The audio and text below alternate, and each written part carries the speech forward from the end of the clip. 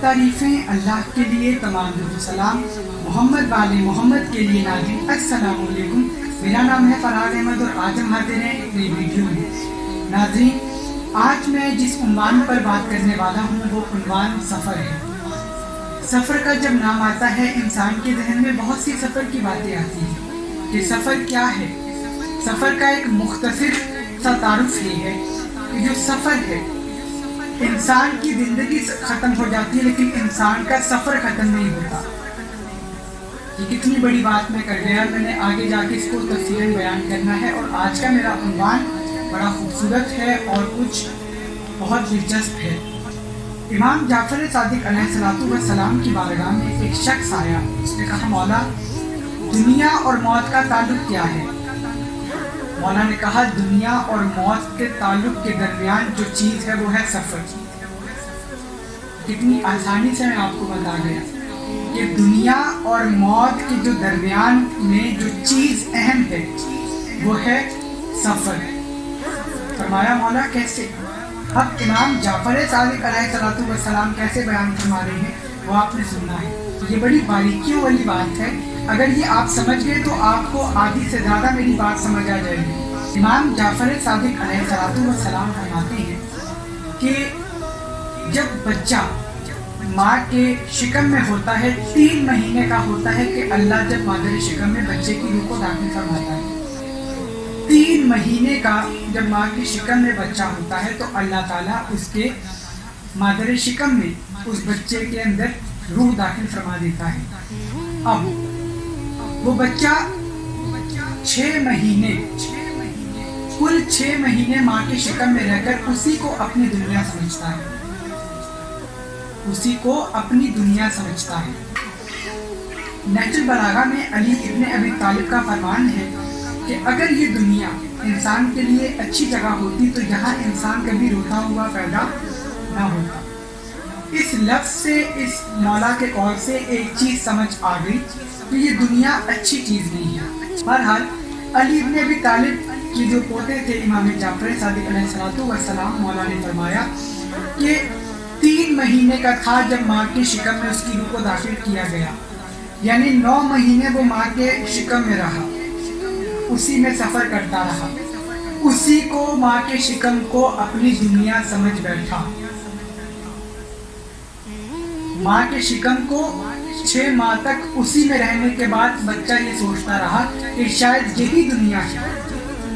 جب مادر شکم سے وہ جب اس دنیا جہان میں آیا، اس دنیا فانی میں آیا تو وہ رونا شروع ہو گیا کہ میں تو سمجھتا تھا کہ میری وہ دنیا ہے، اب میں اس دنیا میں داخل ہو گیا۔ جب وہ اس دنیا میں آیا اس نے اسی دنیا کو اپنا سب کچھ سمجھ لیا۔ یہاں اس نے آ کر کیا سمجھا؟ یہاں اس نے آ کر یہ سمجھا کہ شاید یہی دنیا ہے۔ یہاں کی رنگ رلیاں، یہاں کے رنگ، یہاں کی نسلیں، یہاں کے انسان، یہاں کے نباتات، جمادات، حیوانات، سب کو دیکھا اس نے، اور اس کے ذہن میں ایک چیز آ گئی کہ شاید اب یہی دنیا ہے۔ آپ نے غور کیا کہ سفر اس کا شروع کہاں سے ہوا؟ مادر شکم سے، کہ وہ 3 ماہ کا تھا، وہ پھر اس دنیا میں آیا، وہ سفر ختم ہوا، پھر دنیا کا سفر شروع ہوا۔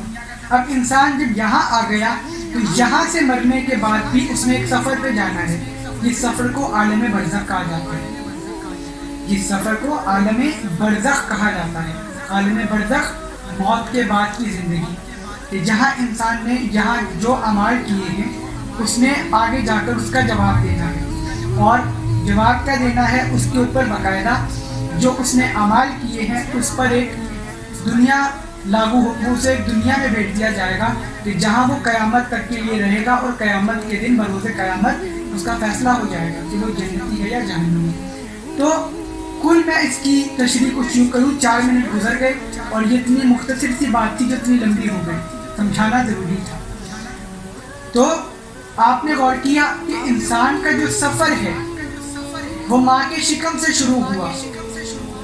انسان کا سفر ماں کے شکم سے شروع ہوا، ماں کے شکم سے شروع ہو کر ختم کہاں پر ہوا؟ اس دنیا سے ختم ہوا، اب وہ عالم برزخ کے سفر پہ چلا گیا. تو یعنی انسان سفر میں ہی ہے، بس دنیا بدل رہی ہے اس کی، لیکن ہے وہ سفر میں. تو یہ چیز آپ یاد رکھیے. دنیا اور موت کے جو درمیان جو اہم چیز ہے وہ ہے سفر. یہیں پر میں شروع میں بات کر رہا تھا، اب میں اس پہ تفصیلاً آتا ہوں. کہا مولا دنیا اور موت کے درمیان سفر تو ہے، اس کی مثال کیسی ہوگی؟ اب سنیں امام جعفر صادق علیہ السلام کا فرمان اور مثال کہ آل رسول کس خوبصورتی کے ساتھ مثال کو پیش کر رہے ہیں کہ جس سے ہم جیسے گناہ گاروں کی اصلاح ہو جائے. ناظرین، مولا صادق فرماتے ہیں کہ تم اس دنیا میں آئے، ماں کے شکم میں تھے، اس دنیا میں آئے، پھر تم ایک دنیا میں چلے جاؤ گے. یعنی انسان سفر میں چل رہا ہے ساتھ ساتھ. ناظرین، مولا فرماتے ہیں کہ تم جنگل میں بھاگ رہے ہو اور تمہارے پیچھے ایک جنگلی ہاتھی پڑا ہے. اب جسے جنگلی ہاتھی کا پتہ ہے جب وہ پاگل ہوتا ہے وہ کس طرح سے تباہیاں مچاتا ہے، وہ جنگلی ہاتھی تمہارے پیچھے پڑا ہے. اب تم بھاگ رہے ہو اپنے آپ کو بچانے کے لیے، ظاہر ہے انسان بھاگے گا. مولا فرماتے ہیں کہ تم بھاگ رہے ہو اس جنگلی ہاتھی سے بچ کر. اتنے میں تمہارے سامنے ایک درخت آتا ہے، اس درخت کے ٹہنی پر ایک رسی لٹک رہی ہے. تم بھاگ کر اس رسی کو پکڑ لیتے ہو. جیسے ہی تم اس رسی کو پکڑ لیتے ہو تو تم جب نیچے دیکھتے ہو تو نیچے ایک بہت گہرا کنواں ہے اور اس میں اندھیرا ہی اندھیرا ہے، لیکن ایک بہت بڑا اژدہا منہ کھولے انتظار کر رہا ہے کہ تمہاری رسی کٹے اور تم اس کے منہ میں جا گرو. ابھی تو آپ تھوڑا سا ڈرے ہیں، میں نے تھوڑا سا مولا کا اور فرمان ابھی پڑھنا ہے، فرمان پورا نہیں ہوا. بہرحال مولا فرماتے ہیں کہ جو تم نے رسی تھامی ہے اس کے بالکل سامنے جو ہے شہد کی مکھی کا ایک چھتا ہے جہاں بہت زیادہ شہد ہے، جس کو دیکھ کر تمہارے منہ میں پانی آ رہا ہے اور تمہارے دل میں خواہش ہے کہ تم وہ سارا کا سارا شہد لے لو، سارا کا سارا شہد تم لے لو. لیکن اب تم کیا دیکھتے ہو کہ وہ جو ہاتھی ہے وہ ارد گرد درخت کے چکر کاٹ رہا ہے اور اتنے میں جب تمہاری نظر اوپر کو پڑتی ہے تو تم دو چوہوں کو دیکھتے ہو جو اس رسی کو کاٹ رہے ہیں، جس رسی کو تم نے پکڑا ہے. دو چوہے ہیں، ایک کالا اور ایک سفید، وہ اسے کاٹ رہے ہیں. یہ مولا کی مثال آپ سمجھیں، آپ کو خدا کی قسم بڑی معرفت کی بات ہے جو مولا نے مثال کے ذریعے سمجھائی ہے. اس نے کہا مولا گناہ گار ہوں، اتنا پڑھا لکھا نہیں، آپ تفصیلاً بتائیں. اب مولا نے جب جواب دیا ہے وہ سنیں. مولا فرماتے ہیں کہ وہ جو انسان بھاگ رہا ہے وہ تم ہو، اور وہ جو جنگلی ہاتھی ہے سمجھ لو وہ ملک الموت ہے. تم جس درخت کا سہارا لے کر جس ٹہنی پر چڑھے ہو وہ سمجھ لو دنیا ہے.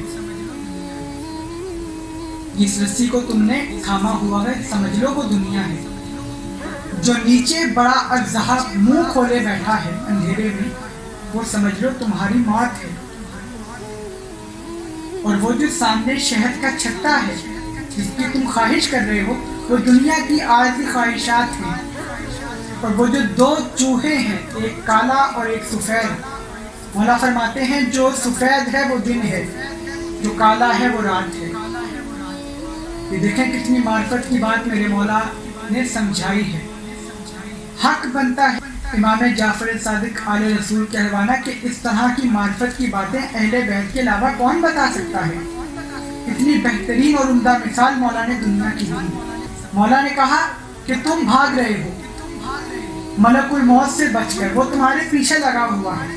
تم ایک درخت پر چڑھتے ہو، دنیا کو تم نے تھاما ہے، تمہارے سامنے خواہشات ہیں، لیکن تمہارے نیچے موت کھڑی ہے، جو کسی بھی لمحے جو وہ دو چوہے ہیں دن اور رات، کالا اور سفید چوہا، وہ جو دن اور رات ہیں وہ تمہاری دنیا کو کم کر رہے ہیں، کاٹ رہے ہیں، اور وہ جب پوری کٹ جائے گی تم اژدہے کے منہ میں چلے جاؤ گے، یعنی تمہاری زندگی ختم، تمہاری زندگی ختم۔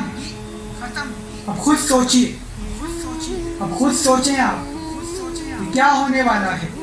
خدا کی قسم مولا صادق نے اتنی بڑی بات کر دی ہے دنیا کے سامنے، اپنے صحابی کو بتا کر ہم جیسے گنہگاروں کو بتائی ہے کہ معرفت کیا ہے، تم کس دنیا میں ہو، تم کس دنیا کے اندر کس طرح جی رہے ہو، کن خیالات کو دیکھ رہے ہو، کس خیالی دنیا کو دیکھ رہے ہو۔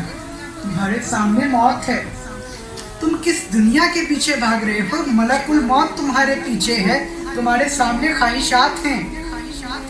عزیزان محترم، ہم کدھر گم ہیں؟ یہ مولا صادق کی جو بات ہے یہ بڑی گہری ہے، اگر ہم اسے تنہائی میں بیٹھ کر سوچیں نا کہ وہ جو مولا نے یاد کروانا چاہا ہے اس میں سب کچھ ہے۔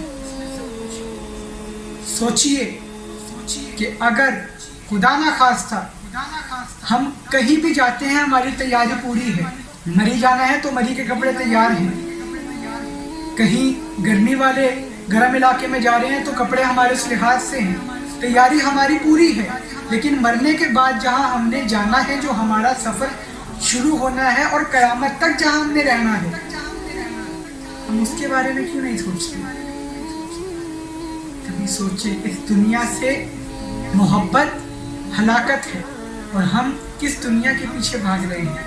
اس دنیا میں ہم چاہتے ہیں مشہور ہو جائیں، چاہے اللہ کو ناراض کر دیں، لیکن ہمارے دل میں کہ بس ہم راضی کر دیں، لوگ ہم سے راضی ہو جائیں، تو ایسا نہیں۔ ناظرین، اگر ہم چاہتے ہیں کہ ہم اللہ کے قریب ہوں، اللہ سے لو لگائیں، تو ہمیں سب سے پہلی چیز اللہ کے قریب آنے کے لیے وسیلہ اختیار کرنا پڑے گا محمد و آل محمد کا۔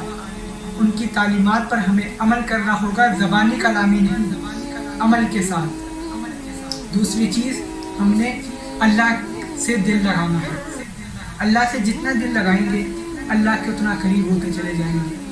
ناظرین، انشاءاللہ ملتے ہیں اپنی اگلی ویڈیو میں، تب تک کے لیے اپنا بہت خیال رکھیے گا۔ فی امان اللہ، اللہ حافظ۔